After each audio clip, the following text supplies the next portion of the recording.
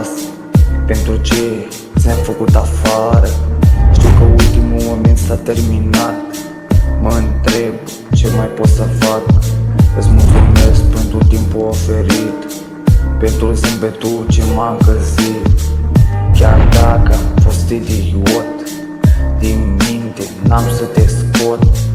Bună sunt eu, e ultimul mesaj. Cred că m-am împiedicat, sau poate nu am aflat. Îmi pare rău că ne-am certat.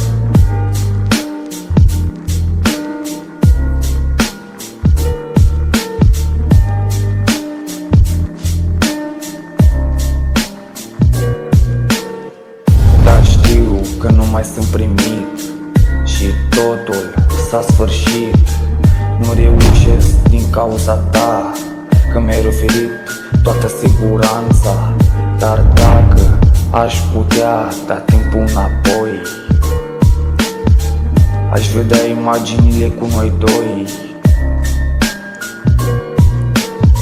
Știu că poți vorbi, dar simțeam ce vrei să spui. Numai când mă luai de mână și ne plimbam împreună. Bună sunt eu, ultimul mesaj. Cred că m-am împiedicat, sau poate nu am aflat. Îmi pare rău că ne-am certat și-ți mulțumesc că m-ai iertat.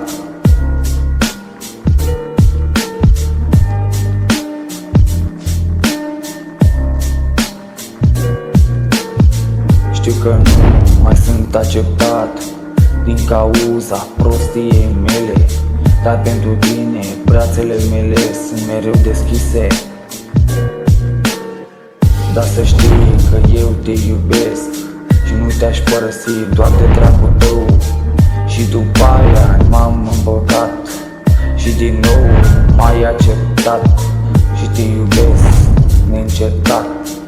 Tic-tac, tic-tac, tic-tac, dragostea s-a reparat. Îmi pare rău că mi-am certat și-ți mulțumesc că m-ai iertat.